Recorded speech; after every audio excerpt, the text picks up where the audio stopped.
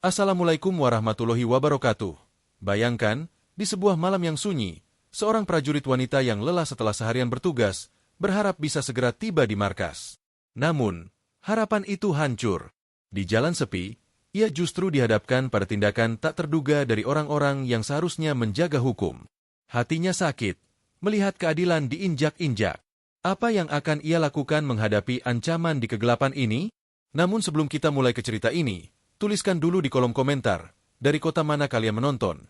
Semoga yang like dan subscribe channel ini, dimudahkan urusannya, dilapangkan rezekinya, disehatkan badannya, dan dikabulkan hajat dunia akhirat oleh Allah Subhanahu wa Ta'ala. Amin ya Robbal Alami. Sekarang mari kita masuk ke ceritanya.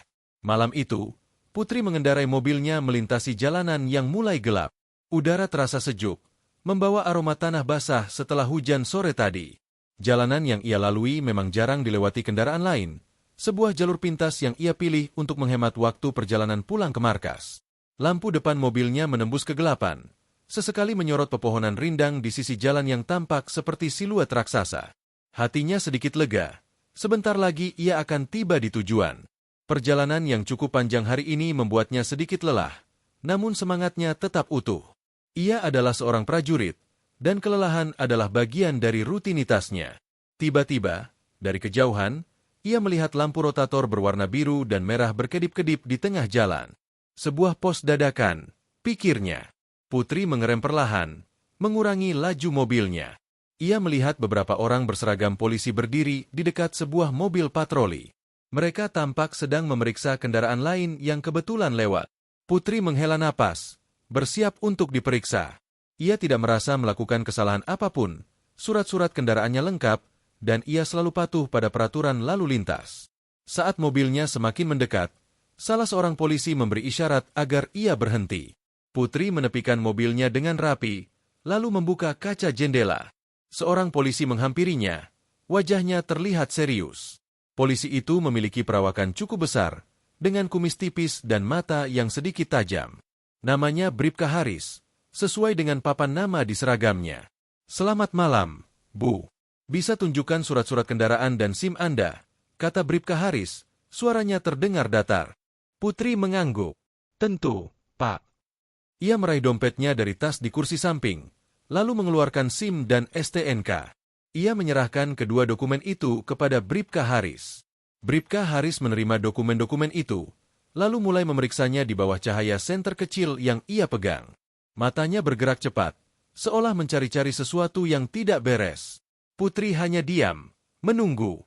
Ia melihat Bribka Haris mengernyitkan dahi, lalu membolak-balik STNK dan SIM miliknya. "Ini, Bu, kenapa STNK-nya begini?" kata Bribka Haris.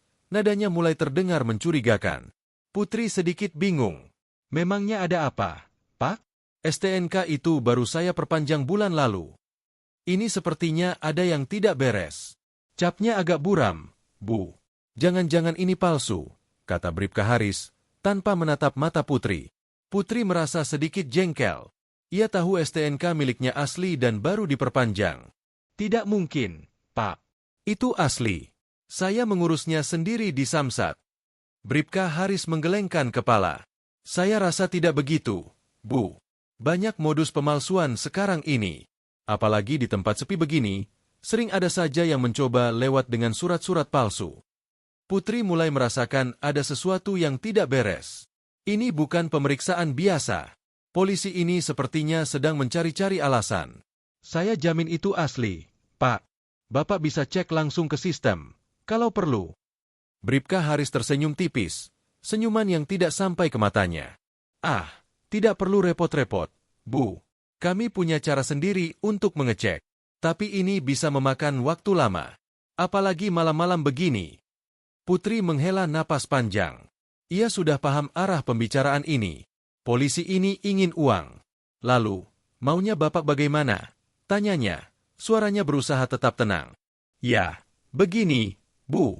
Kalau surat-suratnya tidak beres, apalagi palsu, ini bisa berurusan panjang. Denda, penahanan kendaraan, bahkan bisa diproses hukum. Tapi, karena Ibu wanita, dan sepertinya terburu-buru, mungkin ada jalan keluar lain," kata Bribka Haris, matanya melirik ke arah tas Putri yang tergeletak di sampingnya. Putri menatapnya dengan pandangan lurus. Jalan keluar seperti apa, Pak? Bribka Haris mendekatkan wajahnya sedikit ke jendela mobil. Ya, Ibu tahulah. Untuk memuluskan urusan. Biar cepat selesai dan Ibu bisa melanjutkan perjalanan. Putri tetap diam, membiarkan Bribka Haris melanjutkan ucapannya. Ia ingin melihat sejauh mana oknum polisi ini akan bertindak. Berapa ya, kira-kira, Bu? Untuk kasus seperti ini, biasanya lumayan. Tapi untuk Ibu, mungkin bisa kita bicarakan baik-baik, kata Bribka Haris. Suaranya mulai terdengar lebih pelan, seolah berbisik. Putri tidak menjawab. Ia hanya menatap tajam ke arah Bribka Haris. Polisi itu mulai merasa tidak nyaman dengan tatapan Putri, namun ia mencoba mempertahankan ekspresi berwibawa. Jadi bagaimana, Bu? Jangan sampai kami harus menahan kendaraan Ibu di sini. Repot nanti. Apalagi ini tempat sepi. Tambah Bribka Haris mencoba menekan Putri. Putri masih diam, namun dalam hatinya, ia sudah mulai geram. Kesabarannya mulai menipis.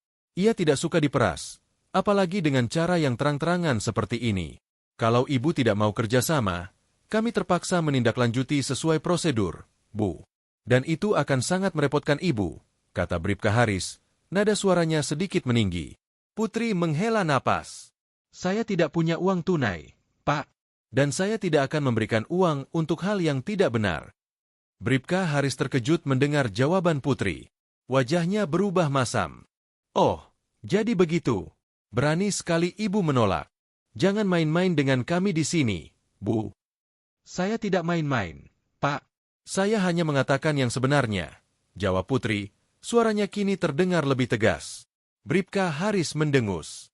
Baiklah, kalau begitu, mari kita periksa mobil Ibu. Mungkin ada hal lain yang bisa kami temukan. Ia mengembalikan STNK dan SIM milik Putri dengan sedikit kasar, lalu memberi isyarat kepada salah satu rekannya yang berdiri tidak jauh dari mobil patroli. Rekannya yang bertubuh lebih kurus, bernama Bribda Rian, segera mendekat. Rian, bantu saya periksa mobil ini. Cari apa saja yang mencurigakan, perintah Bribka Haris. Bribda Rian mengangguk, lalu mulai berjalan mengelilingi mobil Putri. Ia membuka pintu belakang dan mulai melihat-lihat ke dalam. Putri menatap Bribka Haris dengan tatapan tidak suka. Bapak tidak berhak menggeledah mobil saya tanpa surat perintah, kata Putri. Bribka Haris tersenyum sinis. Di sini, kami yang berhak, Bu. Kalau Ibu tidak mau kerjasama, kami bisa mencari alasan lain yang lebih kuat untuk menahan Ibu. Jangan meremehkan kami. Putri merasakan darahnya mulai mendidih. Sikap oknum polisi ini sudah melewati batas. Ia mencoba menenangkan dirinya, mengingat pesan dari atasannya untuk selalu menjaga kesabaran. Namun, ada batasnya. Bribda Rian kembali ke sisi Bribka Haris. Tidak ada apa-apa, Komandan. Bersih. Bribka Haris mendengus. Ia kembali mendekati jendela mobil Putri. Baiklah, kalau begitu, Ibu ikut kami ke kantor. Kami akan periksa lebih lanjut di sana. Saya tidak akan ikut, kata Putri, tegas. Oh, jadi Ibu mau melawan? Jangan coba-coba, Bu. Kami ini aparat, kata Bribka Haris, suaranya meninggi. Putri menggelengkan kepala. Saya tidak melawan, Pak. Tapi saya tidak akan ikut ke kantor polisi tanpa alasan yang jelas dan sah. Bribka Haris semakin geram. Ia mencondongkan tubuhnya ke jendela mobil, mencoba mengintimidasi Putri. Dengar, Bu, jangan sampai saya hilang kesabaran. Nanti Ibu menyesal. Putri hanya menatapnya dengan tatapan dingin. Ia tidak gentar sedikit pun. Bribka Haris kemudian melakukan hal yang tidak sopan. Ia menyentuh lengan Putri yang sedang memegang setir. Ayo, Bu, ikut saja. Nanti kami jamin Ibu akan aman dan nyaman. Putri segera menepis tangan Bribka Haris dengan gerakan cepat. Jangan sentuh saya, Pak. Bribka Haris terkejut dengan reaksi Putri. Ia tidak menyangka gadis di depannya akan bereaksi seperti itu. Wajahnya merah padam karena marah dan malu. Berani sekali Ibu. Ia kemudian mengangkat tangannya, seolah ingin meraih kerah baju Putri. Putri sigap menahan tangan Bribka Haris sebelum sempat menyentuhnya. Ia memegang pergelangan tangan Bribka Haris dengan kuat. Bribka Haris mencoba menarik tangannya, namun genggaman Putri sangat erat. Ia terkejut dengan kekuatan gadis cantik di depannya ini. Lepaskan. Apa-apaan ini? Putri melepaskan genggamannya dengan sentakan. Bribka Haris terhuyung sedikit ke belakang. Matanya melotot menatap Putri. Saya sudah bilang, jangan sentuh saya, kata Putri. Suaranya rendah dan penuh peringatan. Bribka Haris merasa harga dirinya terinjak-injak. Ia seorang polisi, dan diperlakukan seperti ini oleh seorang wanita muda di jalan sepi adalah hal yang tidak bisa ia terima. Ia melangkah maju, lalu mendorong bahu Putri dengan keras.